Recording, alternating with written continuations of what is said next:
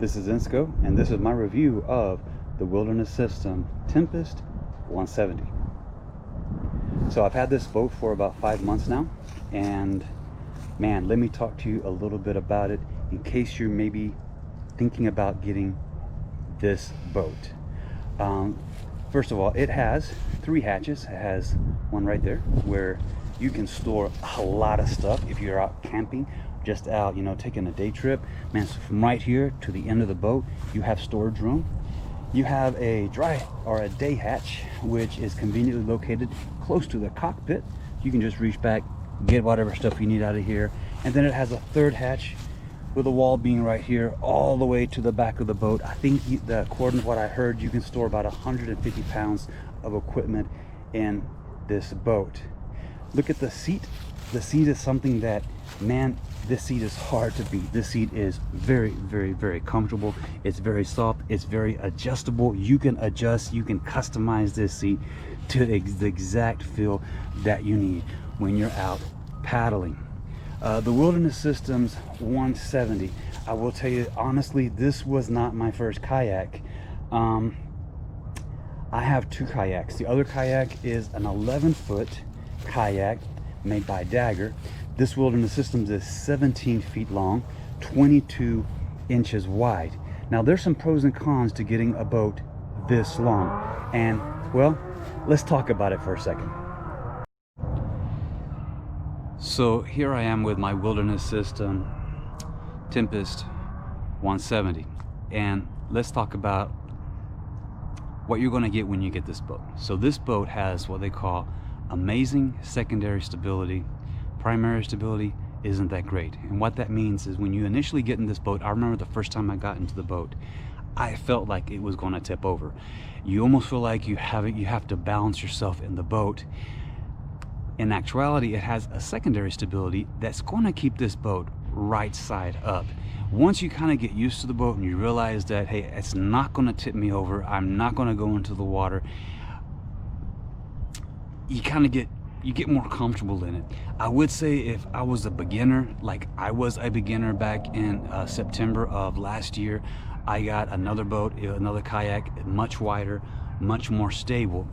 So I have an 11-foot kayak, a Dagger, and then I have this boat. And here's the difference between the two. The Dagger is very stable, but it's very slow. And since it's only 11 feet long, so when I'm out in the lake and I'm paddling, I realized that even on a day when it was really calm, the wind wasn't really blowing like it is today here in Oklahoma, man, it seemed like half of my battle was just keeping the boat to track straight, getting the boat to stay straight. That is not an issue in this kayak. This kayak right here is going to track amazing. It has, like I said, it's 17 feet long. That makes it very trackable, and also has a skeg. It does not have a rotor, it has a skeg. So when you deploy the skeg, man, that boat will shoot in a straight line. It is very, very, very, very straight out in open water. It's called a touring kayak or a sea kayak. Why is it called a touring kayak? Because this is a boat that you can travel long distance in a short period of time. I'll give you an example. In my 11-foot Dagger, I would go out on a Saturday and I would spend all day out on the lake just paddling around, and I might do 11 to 12 miles. I'd take this boat, and under very similar circumstances, or even if it's a little bit windier, I can do 28 to 30 miles. So you're going to cover a lot more area. You're going to be able to explore a whole lot more in a shorter period of time in a longer boat like this Tempest. Another advantage of the Tempest is, man, it cuts through waves, it cuts through wind. This boat is made for windier and maybe a little bit rougher conditions. So if it's made for that, imagine how it's going to perform when you're out on flat water and there's no wind blowing. If you're looking into getting a kayak, I would recommend, if you're a beginner, get a shorter boat, or even rent a boat maybe a couple times if you don't want to have 2 kayaks, and kind of learn paddling. Be sure that you know all the safety procedures, and get out there and get some experience. If you've been kayaking and you're considering this boat, It's a game changer. If you want to go out and you want to tour and you want to explore, and I've actually taken this on a river as well, the North Canadian River or the Oklahoma River. A little bit hard to turn, but this boat, if you learn to edge it, this boat will turn on a dime. So if you're wanting a boat that's just going to be amazing in just about every area, check out Wilderness System Tempest 170.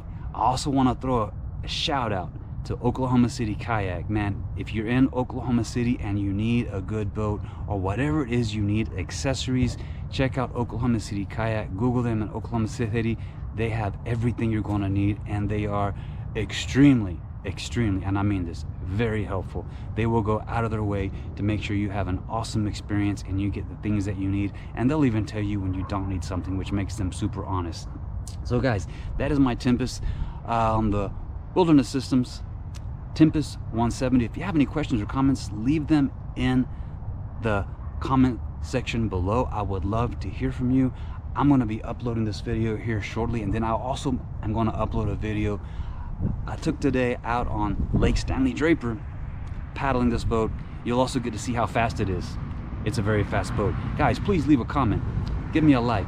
I'm trying to grow this channel. As you see, I don't have many subscribers yet, but man, you guys can make the difference. Hope you have a great rest of your Wednesday afternoon. You guys be blessed. I'll talk to you soon.